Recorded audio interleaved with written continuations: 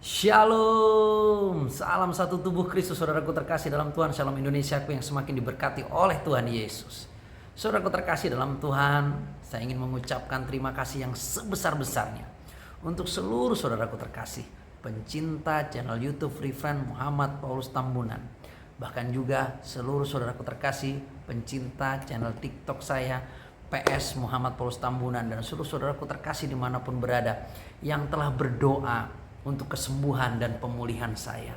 Setelah 2 hari saya harus terbaring, 2 hari saya mengalami gangguan kesehatan karena keletihan fisik setelah menjalani 6 provinsi selama 8 hari, dan membuat saya semakin sadar bahwa saya semakin terbatas. Saya mengucap syukur untuk seluruh dukungan saudaraku terkasih dalam setiap doanya. Dan hari ini saya mulai kembali pulih dan mulai kembali boleh beraktivitas.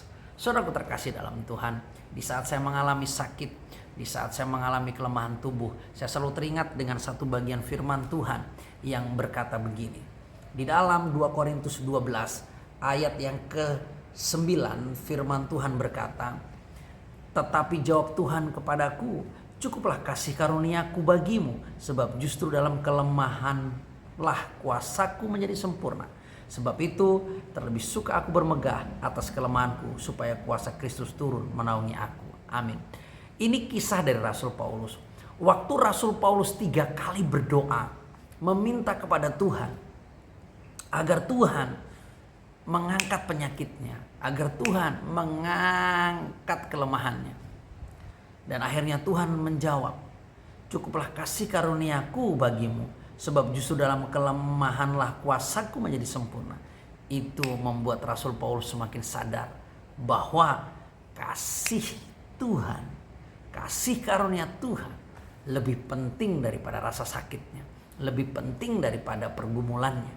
Dan itu yang membuat dia berkata, "Sebab itu terlebih suka aku bermegah atas kelemahanku, supaya kuasa Kristus turun menaungi aku." Amin. Jadi saudaraku terkasih dalam Tuhan, seringkali kita sebagai hamba Tuhan, seringkali kita sebagai orang percaya, seringkali kita sebagai orang yang merasa sudah melayani Tuhan, bahkan sudah menjadi pendeta, merasa bahwa kita layak berdoa dan doa kita harus dijawab oleh Tuhan. Saya katakan, yes, kita layak berdoa kapanpun saudaraku, tapi kita tidak bisa memaksa Tuhan apakah doa kita harus dijawab untuk pergumulan sakit penyakit kita. Karena pada bagian ini Rasul Paulus memberikan pengalaman hidupnya dengan begitu luar biasa.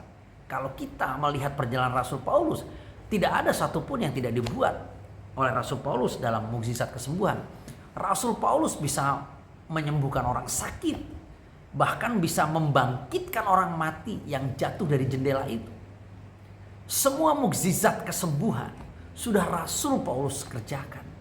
Sudah banyak orang yang tertolong dan terselamatkan. Sakit penyakit apapun selesai waktu dia berdoa di dalam nama Tuhan Yesus, memohon kesembuhan bagi banyak orang.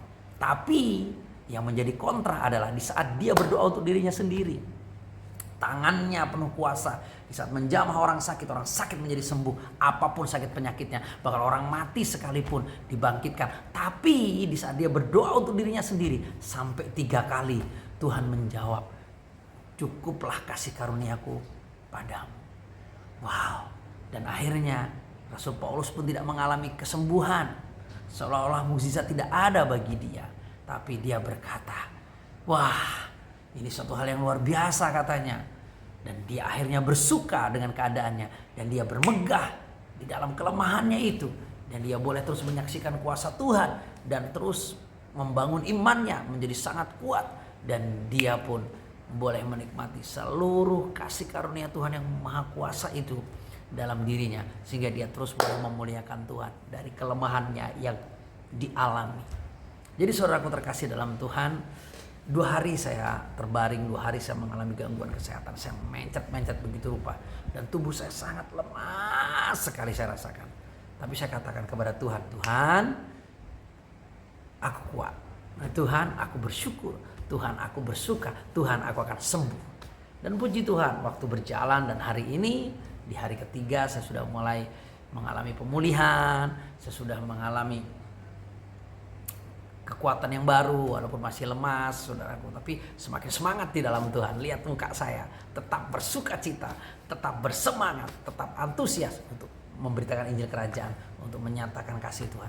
Bahkan tadi pagi saya sudah melayani via Zoom, ya, via Google Meet untuk saudara-saudara, untuk rekan-rekan hamba Tuhan di persekutuan misi kami seluruh Indonesia.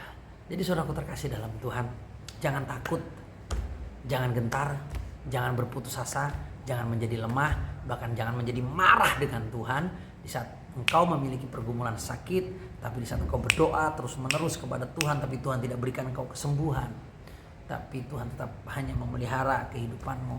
Tapi percayalah bahwa Tuhan punya rencana hebat di balik semua itu. Dan biarlah kita berkata seperti Rasul Paulus, cukuplah kasih karuniamu itu Tuhan bagiku, dan aku bersyukur tuh setiap kelemahan ini, dan aku akan bermegah tetap memujakan Tuhan sampai dengan garis akhir. Karena mahkota kehidupan itu lebih hebat daripada hanya sekedar mukjizat kesembuhan. Jadi saudaraku terkasih dalam Tuhan, jangan pernah menuntut Tuhan, jangan pernah ngatur Tuhan. Kalau seandainya kita diberi karunia untuk kita berdoa bagi banyak orang, orang mengalami kesembuhan, kita berdoa bagi banyak orang, orang mengalami kelepasan, orang mengalami kelegaan, orang mengalami mukjizat. Tapi ternyata untuk kita sendiri, untuk hal kesembuhan kayaknya kok nggak dapet, kok kayaknya sulit. Percayalah, Tuhan punya rencana indah. Dan jangan pernah berputus asa, jangan pernah marah, bahkan sampai dengan kau mengutuki Tuhan seolah Tuhan kau anggap tidak mendengar seruanmu. Jangan, karena itu sangat berbahaya, karena itu tipu muslihat iblis. Tapi mari kita berkata seperti Rasul Paulus berkata, sebab itu terlebih aku suka bermegah atas kelemahanku, supaya kuasa Kristus turun menaungi aku. Amin. Jadi saudaraku terkasih dalam Tuhan, sesulit apapun kondisimu, seberat apapun pergumulan, bahkan sesakit apapun sakitmu, tetaplah mengucap syukur dalam segala hal.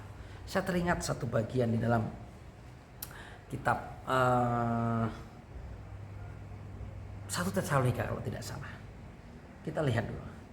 Di dalam 1 Tesalonika pasal yang kelima. Ya, 1 Tesalonika pasal yang kelima. Sebuah pesan firman Tuhan, nasihat terakhir dari Rasul Paulus. Sekali lagi, kitab 1 Tesalonika pasal yang kelima ini adalah nasihat-nasihat yang Rasul Paulus berikan kepada jemaat dan kepada pelayan Tuhan, kepada hamba-hamba Tuhan yang ada di Tesalonika. Dia berkata begini saudara, di ayat yang ke-16, 17 dan 18. Berkata begini, 1 Tesalonika pasal yang kelima. Bersukacitalah senantiasa, tetaplah berdoa, mengucap syukurlah dalam segala hal, sebab itulah yang dikehendaki Allah di dalam Kristus Yesus bagi kamu. Amin. Jadi di saat kita mengalami kesulitan, sakit penyakit, dan kita masih mau terus bersukacitalah senantiasa, maka sakit penyakit itu dan pergumulan akan dikalahkan. Karena ingat, sukacita itu adalah bukti kemenangan, bukti jaminan, bukti keselamatan yang sudah diberikan kepada kita. Dan ayat 17 berkata, tetaplah berdoa dan jangan pernah berhenti, jangan pernah jemu untuk berdoa dan mengucap syukurlah dalam segala hal, sebab itulah yang dikehendaki Allah di dalam Kristus Yesus bagi kamu. Dan dengan kita mengucap syukur, kita menyenangkan hati Tuhan.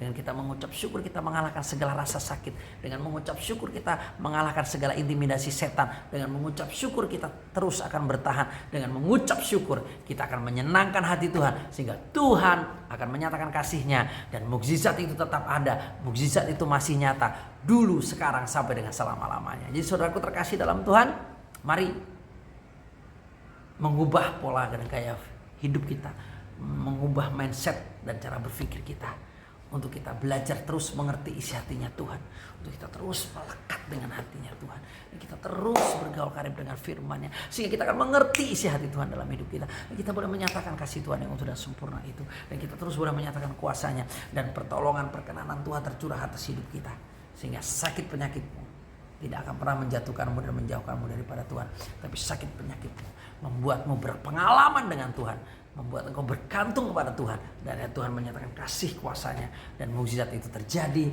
sehingga kesembuhan terjadi buat kita, dan kita boleh terus melayani dan memuliakan Tuhan sepanjang hidup kita. Jadi jangan takut, jangan tawar hati, tetap percaya, tetap berserah kepada Tuhan, dan tetap terus mengandalkan Tuhan dalam setiap kegerakan kita. Niscaya pertolongan Tuhan akan tercurah kepada kita, dan kerajaan-Nya datang menaungi kita. Karena sungguh ajaib, tapi bagi setiap orang yang ragu, yang khawatir, yang takut, mengucap syukur itu sangat sulit. Berdoa itu sangat sulit. Terlebih percaya kepada orang lain. Dan kita mau berkata bahwa waktu Tuhan pasti yang terbaik. Dan mukjizat itu masih ada. Salam kemenangan, salam satu tubuh Kristus. Tuhan Yesus memberkati. Shalom.